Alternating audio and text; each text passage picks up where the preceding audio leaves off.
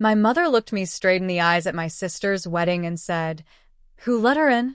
She had disowned me 9 years earlier for refusing to become a doctor.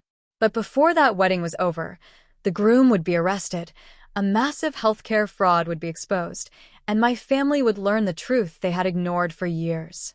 If you've ever been judged for choosing your own path, let me know in the comments where you're watching from, and tell me, what would you have done if you were in my place? Don't forget to like and subscribe because this story is only getting started. My name is Ariella Patel.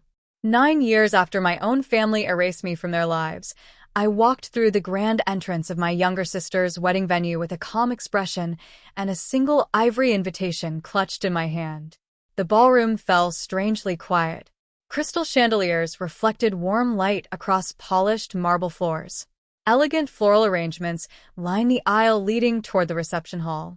Soft classical music drifted through the room, but conversations faded one by one as dozens of guests turned to look at me. Some recognized me immediately. Others whispered after noticing the resemblance between me and the famous Patel family. I kept walking. Then my mother saw me.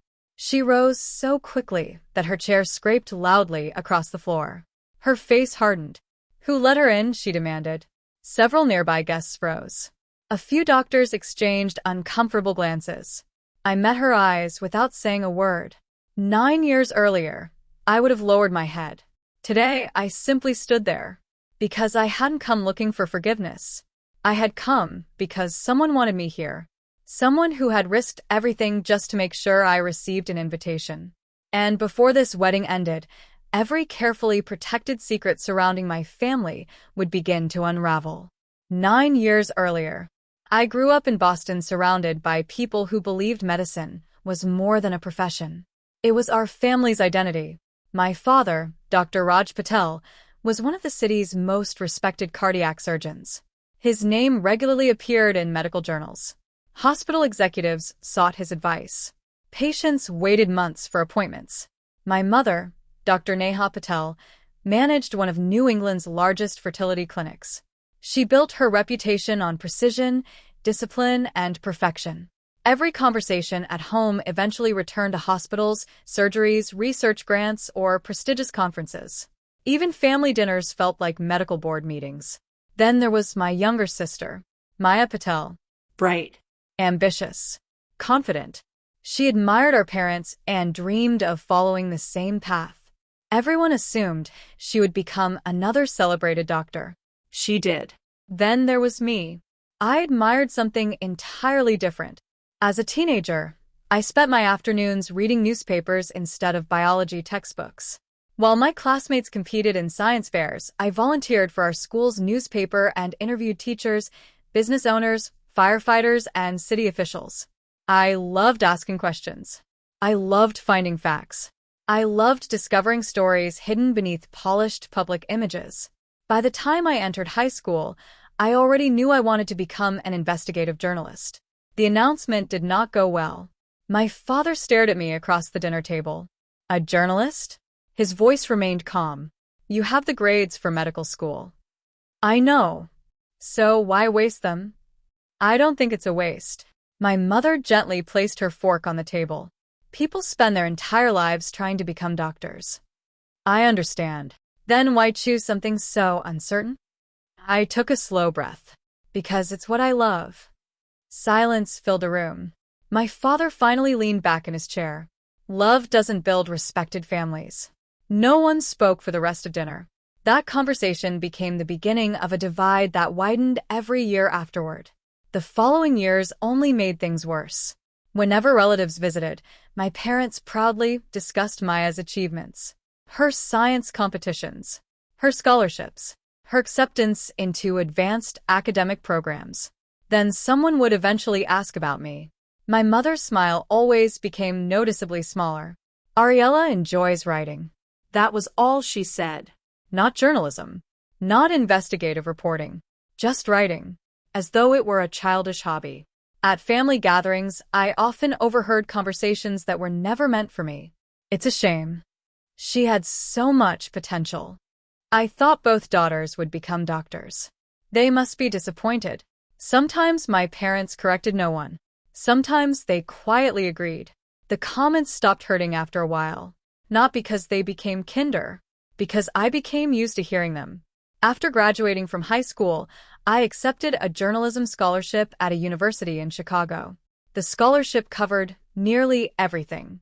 I was excited. My parents weren't. The night before I left, my father walked into my room carrying a small envelope. Inside was enough cash for gas and food during the drive. Nothing more. I hope you eventually realize this is a mistake. I don't think it is. He nodded once. I hope you're right. He left without hugging me. My mother didn't come upstairs at all. Maya quietly helped me carry boxes to my car the following morning. I'll miss you, she whispered. I'll miss you too. Neither of us knew it would be years before we saw each other again. College became the first place where I truly felt accepted. No one cared that my parents were famous doctors. No one expected me to follow someone else's dream. My professors challenged me. Editors criticized my work. Every assignment forced me to become a better reporter. By graduation, I had already published investigations exposing financial misconduct inside several nonprofit organizations. My stories weren't dramatic. They were carefully researched, accurate, supported by evidence. Exactly the kind of journalism I believed mattered. After graduation, I accepted a position at an investigative news organization based in Chicago. The work demanded long hours, late nights, constant travel, endless interviews. I loved every minute of it. For the first time, success belonged entirely to me. Not my family, not their reputation. Mine. Back in Boston, however, my relationship with my parents continued to deteriorate. Phone calls became shorter. Holiday invitations disappeared. Conversations ended in arguments. Every achievement I shared somehow became another disappointment. One evening, after another tense visit home, my father finally said the words that changed everything. If you refuse to become part of this family, the way this family was built. He paused. Then perhaps you shouldn't consider yourself part of it at all. I stared at him. You mean that? Yes. My mother said nothing. She simply looked away. No one stopped me as I picked up my overnight bag. No one followed me to the front door. No one called after I left. That night, I drove back to Chicago through heavy rain. I kept waiting for my phone to ring. It never did. Over the following weeks, birthdays passed without messages. Thanksgiving arrived. Nothing. Christmas. Nothing. Eventually, I accepted what had happened. I had not simply argued with my family. I had been erased from it. Years passed. I built a career. I rented a small apartment overlooking the Chicago River. I made close friends inside the newsroom. I earned promotions.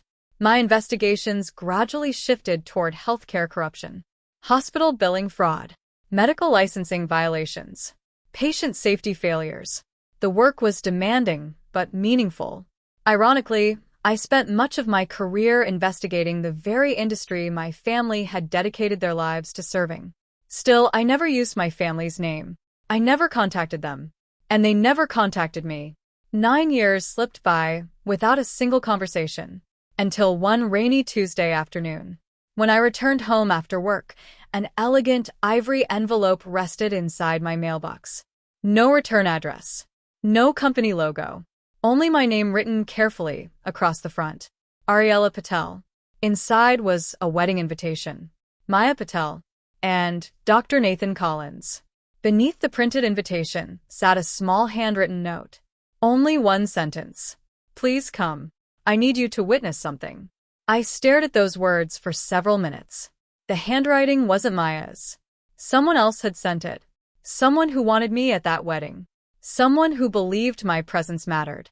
At that moment, I had no idea that accepting the invitation would lead me back into the family that had abandoned me, or that the wedding would become the beginning of the biggest investigation of my entire life. 3 days later, I landed in Philadelphia under a gray autumn sky. The flight had been quiet. Too quiet. During the entire trip, I kept rereading the handwritten note tucked inside Maya's wedding invitation. Please come. I need you to witness something. The words refused to leave my mind. They didn't sound like an invitation. They sounded like a warning. The wedding venue sat on the outskirts of the city, hidden behind iron gates and towering maple trees whose leaves had already begun turning gold and crimson. The estate looked more like a private palace than a wedding venue. Luxury cars lined the circular driveway. Valets hurried from vehicle to vehicle. Photographers adjusted expensive cameras while elegantly dressed guests stepped onto a long stone pathway leading toward the ballroom. Everything about the event reflected wealth, prestige, and influence. Exactly the kind of wedding my parents had always dreamed of hosting. I took one deep breath before stepping out of the taxi. No one greeted me. No one expected me. That made everything easier. Inside the reception hall, soft violin music floated through the air. Crystal chandeliers illuminated polished marble floors. Fresh, white roses decorated every table. Waiters moved silently through the crowd carrying silver trays filled with champagne. Doctors, hospital executives, medical school deans, pharmaceutical investors, medical researchers. Everywhere I looked, I recognized influential names from newspapers and industry reports. Nearly everyone in the room belonged to the same professional world my parents had spent decades building. Then someone noticed me. One conversation stopped. Another quickly followed. Within seconds, whispers spread through the ballroom. Is that Ariella? I thought she disappeared. Wasn't she disowned? I didn't know she was invited. People weren't trying to hide their curiosity. Some openly stared. Others quickly looked away when I met their eyes. I kept walking. I had covered enough political scandals to know that confidence often silenced questions better than explanations. Before I reached the reception area, a familiar voice stopped me. Ariella. I turned. My mother stood several feet away. She looked almost exactly as I remembered. Perfect posture. Perfect makeup. Perfect composure. Except this time, her expression couldn't hide her shock. What are you doing here? I was invited. No. Her answer came instantly. You weren't. I calmly removed the invitation from my purse and handed it to her. She looked at it only briefly before returning it. This has to be some mistake. It doesn't seem like one. Her jaw tightened. You should leave before people notice you. I glanced around the ballroom. They already have. For a brief moment, neither of us spoke. Finally, she leaned closer. Don't embarrass this family today. I almost laughed. This family stopped being mine 9 years ago. Her expression hardened. Then she turned and walked away without another word. Some things never changed. Before I could gather my thoughts, another familiar voice quietly spoke behind me. Ari. I turned again. Maya. She stood wearing an elegant ivory wedding gown. Her makeup had been carefully applied. Her hair was beautifully styled. Anyone looking at her would have seen a happy bride. I saw something else. Fear. Not nervous excitement. Real fear. She stepped closer and hugged me before I had time to react. For a second, I simply stood there. 9 years disappeared. I'm glad you came, she whispered. I almost didn't. I know. When she stepped back, I noticed dark circles beneath her eyes. She looked exhausted. Not from wedding preparations. From stress. I've missed you, she said quietly. I've missed you too. The words surprised both of us. Before either of us could continue, a wedding coordinator hurried toward Maya. They're ready for you. Maya nodded. Then she looked back at me. No matter what happens today. She hesitated. Please don't leave early. What do you mean? I'll explain later. Before I could ask another question, she walked away toward the bridal suite. I watched her disappear behind large wooden doors. Something was wrong. Very wrong. The ceremony itself appeared flawless. Nathan Collins stood confidently at the altar wearing a perfectly tailored tuxedo. He smiled politely as guests took their seats. Tall. Charismatic. Successful. He looked exactly like the kind of man my parents would proudly welcome into the family. The officiant began speaking. Vows were exchanged. Applause filled the hall. Guests smiled. Photographers captured every carefully planned moment. Yet, throughout the ceremony, I noticed something strange. Nathan kept checking his watch. Not occasionally. Repeatedly. Almost every few minutes. Whenever his phone vibrated inside his jacket pocket, his expression changed for a split second before returning to normal. He wasn't focused on the wedding. He was waiting for something else. After years of interviewing nervous executives before corruption investigations became public, I recognized the behavior immediately. Someone expecting important news. Or expecting trouble. Following the ceremony, guests moved into the reception ballroom. Music grew louder. Champagne flowed freely. Conversations became more relaxed. I wandered between groups without drawing much attention. Old habits from investigative reporting never disappeared. Observe first. Speak later. Near one of the windows, two hospital executives lowered their voices when Nathan's name came up. After tonight, everything changes. I still think the timing is risky, he insisted. What about the contracts? They'll be signed before midnight. As soon as they noticed me standing nearby, both men immediately changed the subject. Interesting. Across the room, my father laughed with several distinguished surgeons as though nothing unusual had happened all day. His public image remained untouched. Confident, respected, completely in control. At least on the surface. I walked toward the refreshment table to collect another glass of water. Someone gently brushed past me. An older woman wearing a simple gray business suit stopped beside me. She looked completely out of place among the extravagant guests. No jewelry. No designer handbag. No attempt to attract attention. She quietly picked up a glass of sparkling water. Without looking directly at me, she spoke. You actually came. I frowned slightly. Do I know you? No. Her tone remained calm. But I've been hoping you'd accept the invitation. My heartbeat quickened. So, you sent the note. She gave the slightest nod. Before I could ask another question, she slipped a folded piece of paper into my hand. Her movement was so smooth that no one nearby seemed to notice. Read it later, she whispered. Then she calmly walked away into the crowd. I waited several moments before unfolding the note beneath the table. Only 7 words appeared on the page. Don't trust Nathan. Wait until the reception speech. No signature. Nothing else. I slowly folded the paper again and slipped it into my purse. Someone inside this wedding knew something. Someone believed Nathan Collins was dangerous. And somehow, they believed I was the only person who could help uncover the truth. At that moment, I realized I wasn't attending an ordinary family wedding. I had unknowingly walked into the center of something much larger. Something carefully hidden behind expensive smiles, elegant decorations, and polished reputations. And before the evening was over, someone would finally decide to reveal the first piece of the truth. The reception officially began just after sunset. A live string quartet played near the ballroom stage while waiters served the first course. Laughter echoed across the room, glasses clinked together, and photographers moved from table to table capturing carefully staged moments. To everyone else, it looked like the perfect celebration. To me, it felt like a performance. Every smile seemed rehearsed. Every conversation ended the moment I walked close enough to hear it. I had spent years investigating powerful people. When enough influential guests looked nervous at the same event, experience told me one thing. Something important was about to happen. I stepped outside onto one of the estate's stone terraces. The evening air was cool. Beyond the gardens, hundreds of small lights illuminated the pathways leading toward a private lake behind the property. Footsteps approached from behind. I turned. The older woman in the gray suit stood several feet away. This time she smiled politely. My name is Eleanor Brooks. I waited. She extended her hand. I'm with the Federal Office of Healthcare Integrity. That immediately caught my attention. I've heard of your agency. I know.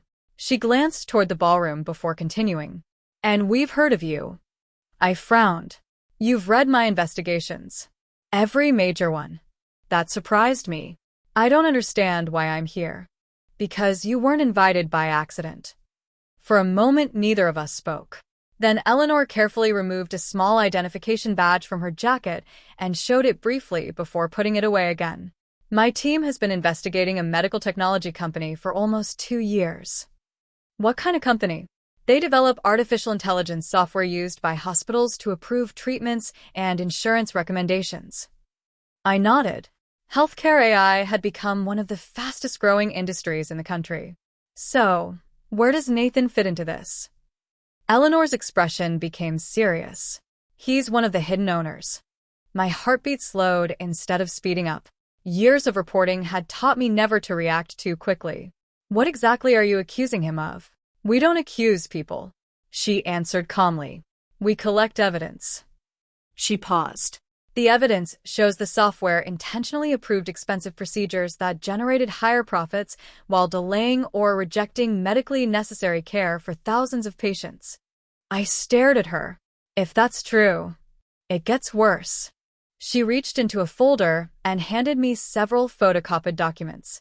Patient complaints, internal emails, financial summaries, hospital payment records. Every page connected the same company, MedIntel Analytics. I had never heard the name before. Our investigators believe hospitals using this software earned millions through manipulated recommendations. And Nathan profits from every expansion. Exactly. I slowly returned the documents. So why tell me? Because tonight is important.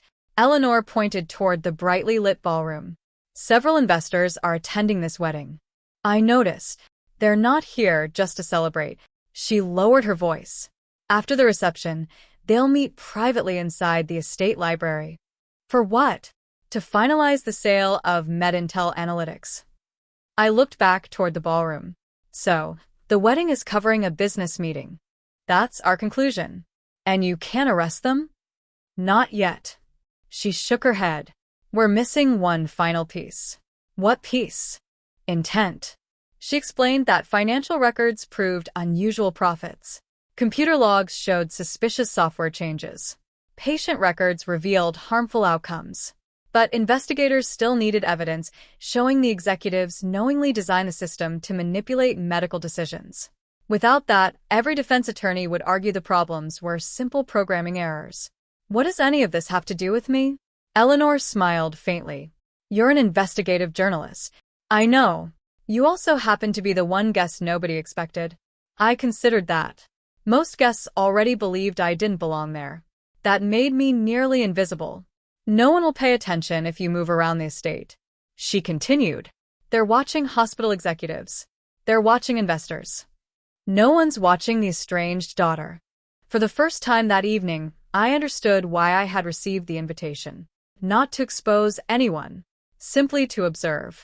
I still don't understand who invited me. Eleanor looked toward the ballroom doors. I can't answer that. You don't know? I do. Then why not tell me? Because it isn't my secret to reveal. Before I could press further, someone opened the terrace doors. Several guests stepped outside laughing. Our conversation immediately ended. Eleanor quietly walked away, without another word. I slipped the copied documents into my handbag. Questions continued piling up. Who had trusted Eleanor enough to involve federal investigators? Who wanted me at this wedding? And why had they waited 9 years before contacting me?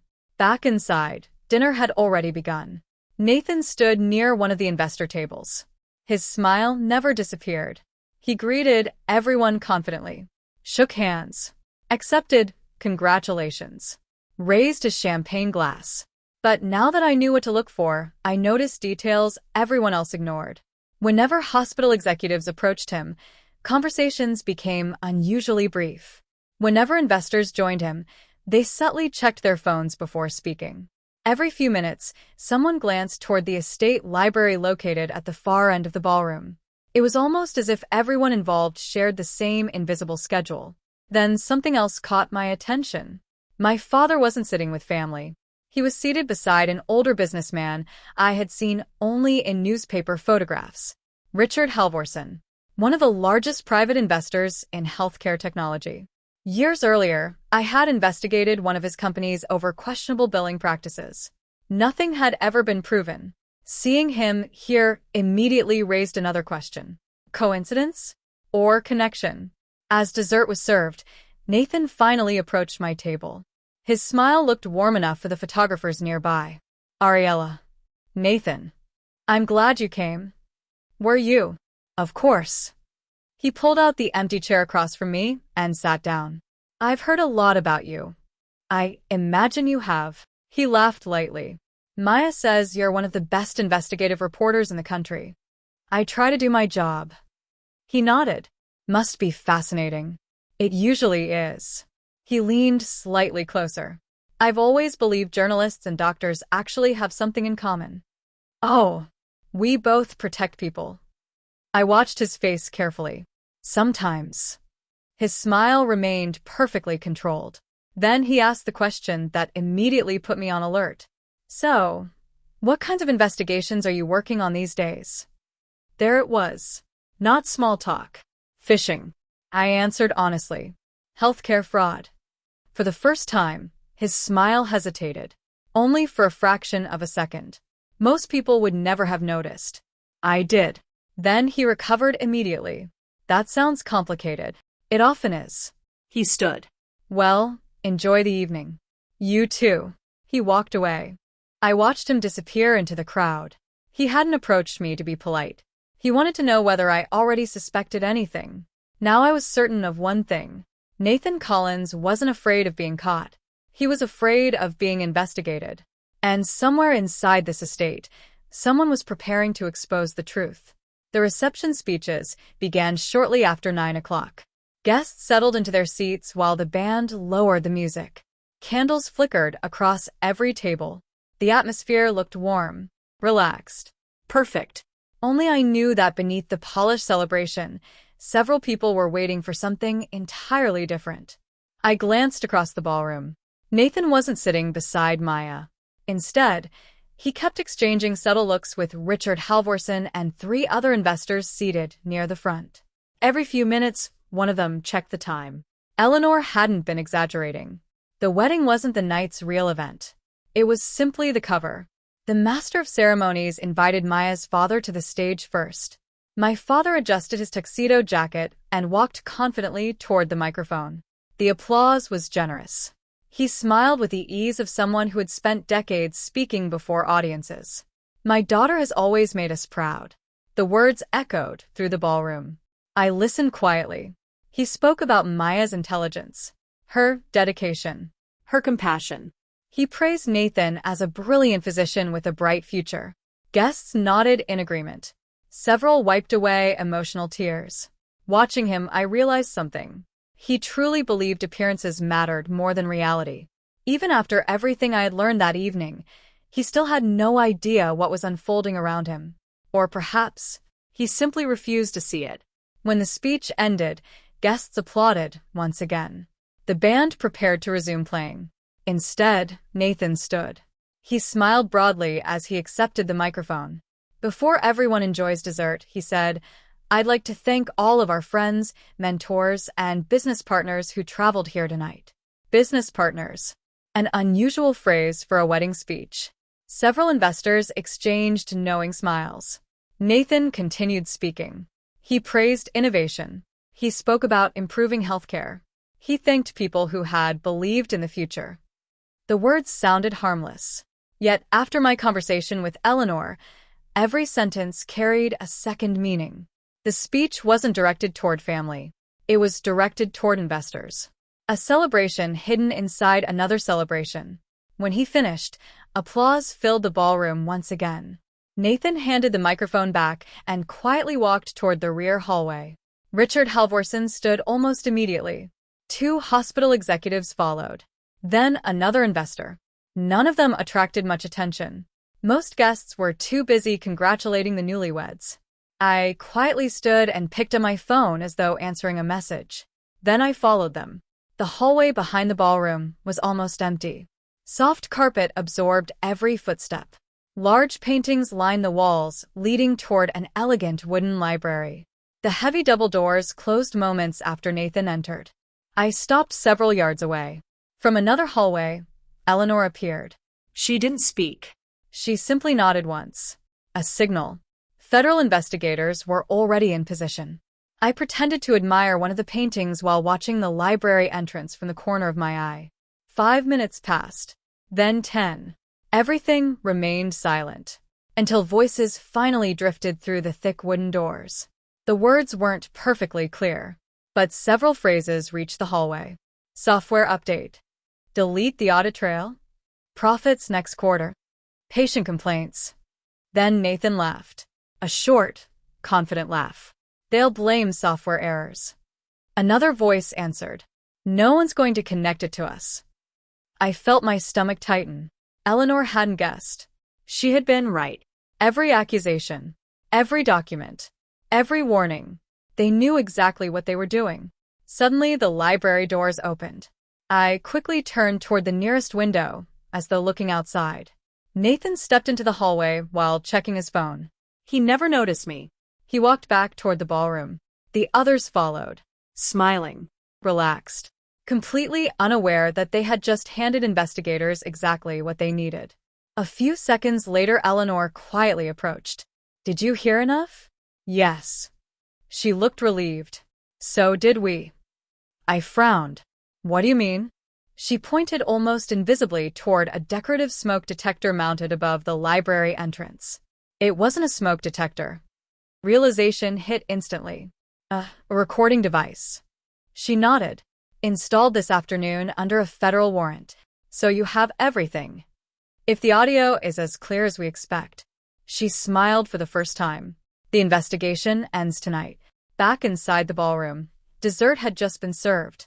No one suspected anything. Guests laughed over coffee. Children chased each other across the dance floor. The photographer continued taking family portraits. Maya stood beside Nathan greeting relatives. She smiled for every photograph. But now I noticed something different.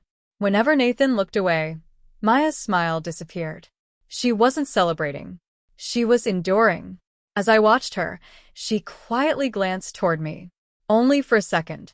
Then she lowered her eyes, almost as though asking one silent question. Is it over? I couldn't answer. Not yet. 10 minutes later, the ballroom doors opened again. This time they didn't reveal more guests. 4 men and 2 women entered wearing dark business suits. No uniforms. No dramatic entrance. Just calm, deliberate movements. Conversations slowly faded. Nathan noticed them immediately.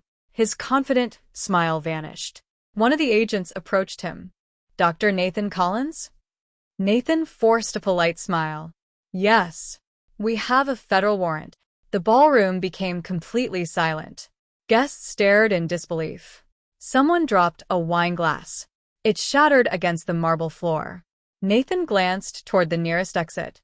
Another agent had already stepped into position. There must be some misunderstanding. The lead investigator calmly unfolded several documents. You are being detained in connection with an ongoing investigation involving healthcare fraud, conspiracy, obstruction of justice, and evidence tampering. Gasps echoed throughout the room. My mother stood frozen. My father slowly lowered his champagne glass. Richard Halvorson took one step backward before 2 additional agents approached him as well. Within seconds, the celebration transformed into complete chaos. Investors protested. Guests demanded explanations. Photographers instinctively raised their cameras. Nathan finally lost his composure.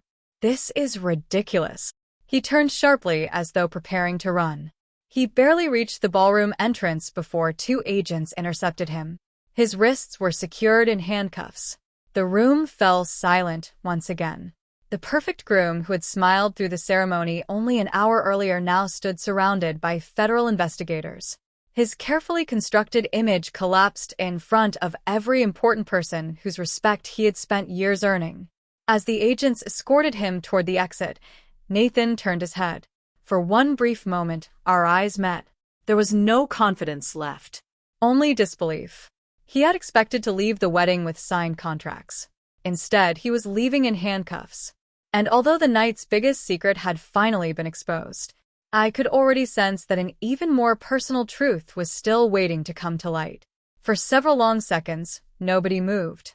The ballroom that had been filled with laughter only moments earlier now echoed with stunned silence. The string quartet had stopped playing. Waiters stood frozen beside their serving carts. Guests whispered nervously while dozens of phones quietly appeared beneath the tables. Some were recording. Others were sending frantic messages. My mother stared toward the entrance where Nathan had just been escorted out. This can't be happening. Her voice barely rose above a whisper. My father remained motionless. For the first time in my life, I saw genuine uncertainty on his face. Not anger, not disappointment. Confusion. His perfect evening had shattered in less than 2 minutes. The federal agents continued escorting Richard Halvorsen and the remaining investors from the ballroom. One by one, they disappeared through the front entrance. Reporters had already begun gathering outside. Camera flashes lit the windows. Someone inside the ballroom turned on a television mounted above the bar. Breaking news appeared across the screen. Federal investigation targets healthcare AI executives during high-profile wedding. Several guests gasped. The story was spreading faster than anyone expected. Nathan's smiling wedding photographs were already appearing beside headlines about fraud and conspiracy. The celebration was over. Only the truth remained. Maya quietly removed her wedding veil. Without speaking to anyone, she walked away from the ballroom. I hesitated only briefly before following her. She crossed the terrace and stopped beside the small lake behind the estate. The night air was cold. Reflections from the estate shimmered across the water. She stood with her back toward me. I knew you'd come. I stepped beside her. You were the one who invited me. She nodded. Not directly. I waited. Eleanor asked whether there was anyone I trusted outside my family. And you gave her my name. Immediately. She finally turned toward me. Tears had already begun running down her face. I'm sorry. For what? For staying silent. She lowered her eyes. For years. I found out about Nathan 8 months ago. She spoke slowly, choosing every word carefully. I was reviewing patient outcome reports for one of our hospital projects. Something didn't make sense. What was it? Patients with identical medical conditions were receiving completely different treatment recommendations. She folded her arms tightly against the cold. At first I thought it was a software bug. So did everyone else. I asked Nathan about it. What did he say? He explained everything. She laughed bitterly. He had an answer for every question. He claimed hospitals customized their algorithms. He blamed insurance companies. He blamed incomplete medical records. He blamed outdated patient information. For a while, I believed him. But you kept looking. I couldn't stop. Weeks later, she quietly compared additional patient files. The pattern continued. Expensive procedures were approved unusually quickly. Less profitable treatments were delayed. Some patients waited so long that their conditions became significantly worse. I confronted Nathan again. What happened? He became angry. Her voice shook. He told me to stop asking questions. I looked at her carefully. Were you afraid of him? She answered without hesitation. Yes. Several weeks later, Maya secretly copied internal reports before Nathan could destroy them. She contacted the Federal Office of Healthcare Integrity through an anonymous reporting system. At first, she never revealed her identity. She simply uploaded documents, patient records, meeting schedules, software revision logs, financial reports, everything she could safely obtain. Eventually, Eleanor contacted her. They met several times in complete secrecy. The investigators asked whether there was anyone who could observe the wedding without attracting suspicion. Maya smiled weakly. I immediately thought of you. I looked at her. After 9 years? I never stopped believing in you. The words hit harder than I expected. I wanted to call you so many times. What stopped you? Our parents. She answered honestly. I kept convincing myself there would be another chance. There never was. Until now. I owe you another apology. She reached into the small handbag she still carried. Inside was a folded envelope. She handed it to me. I slowly opened it. Inside were nearly a dozen letters. Every one of them had my name written across the front. I don't understand. I wrote them. She looked embarrassed. Birthdays. Christmas. Graduation. Your first newspaper award. My engagement. I wrote every year. Then why didn't I receive them? Her eyes filled with fresh tears. I mailed every one of them to Boston. I looked up. They never sent them. She nodded. Our parents intercepted every letter. For a moment, I couldn't speak. All those years, I had believed Maya had forgotten me. She hadn't. Every letter had been hidden before it ever reached me. 9 years of silence suddenly looked very different. Footsteps approached behind us.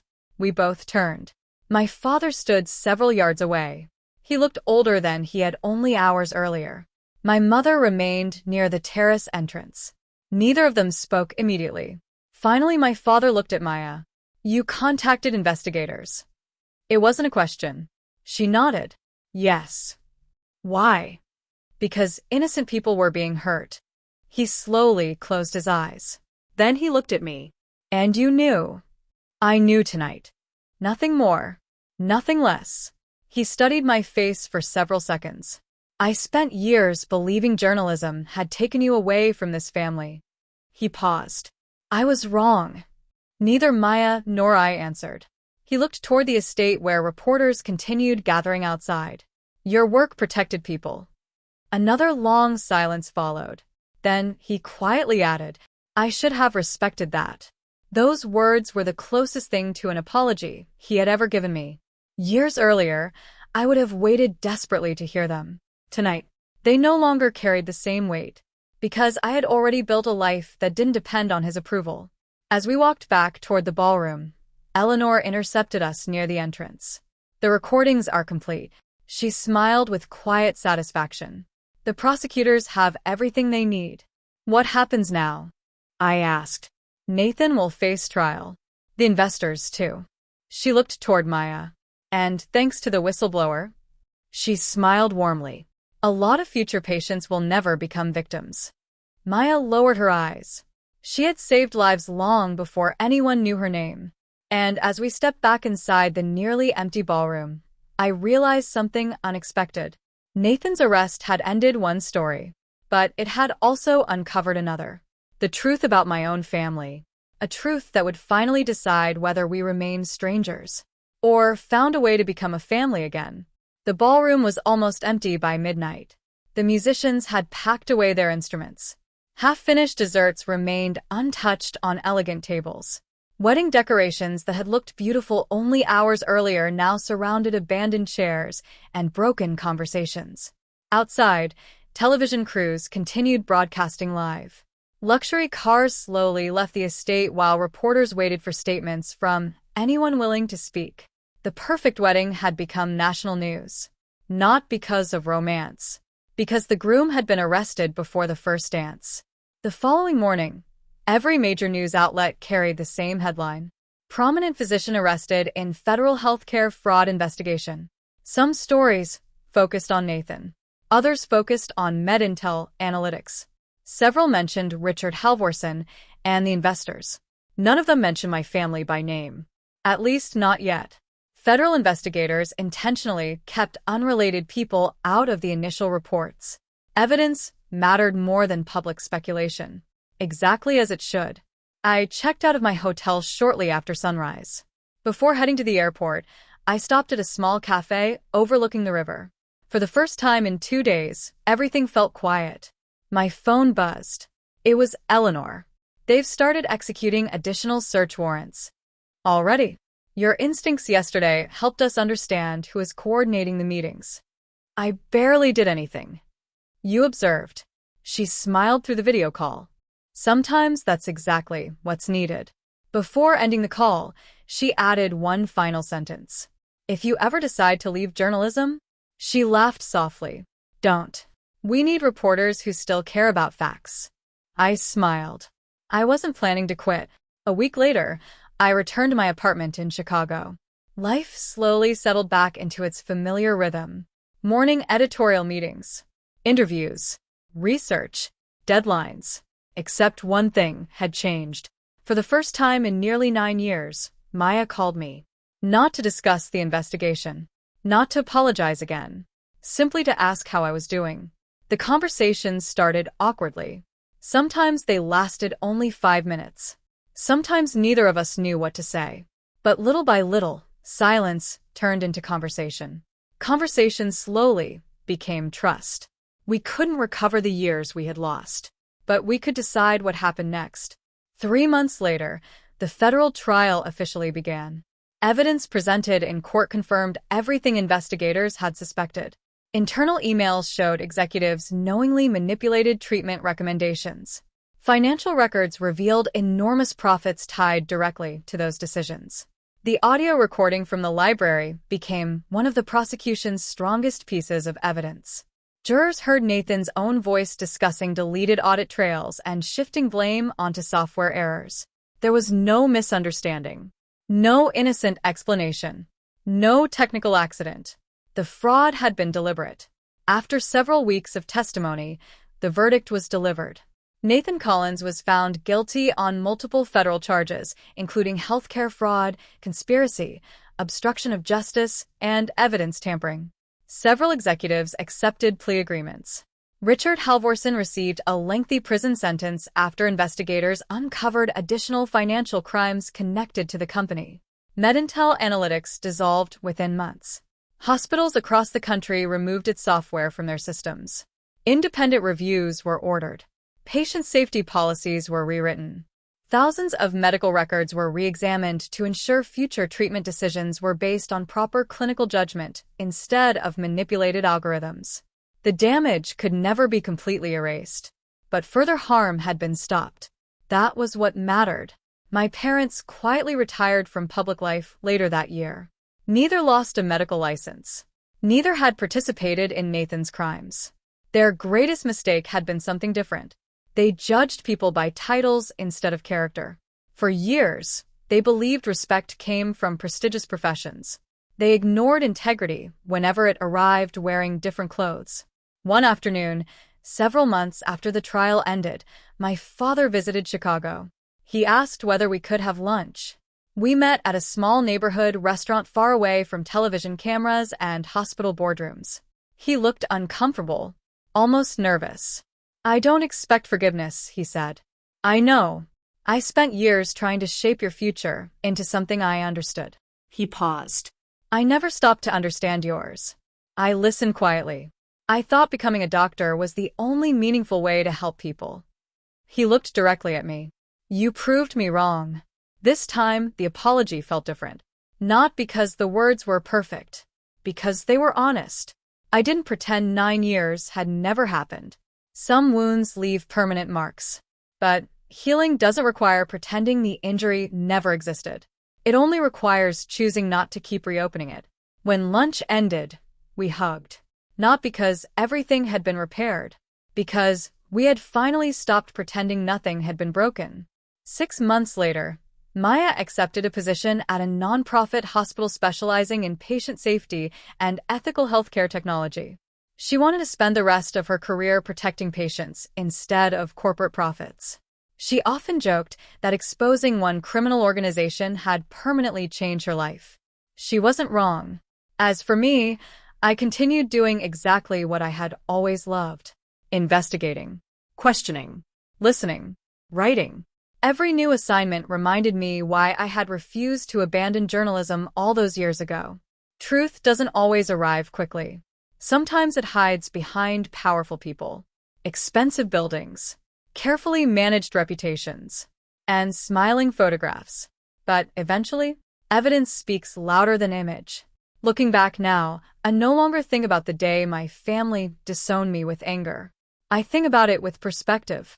Being rejected forced me to build a life on my own values instead of someone else's expectations. If I had followed the path my parents wanted, I might never have learned how important independent voices truly are. I might never have recognized the warning signs that surrounded Nathan.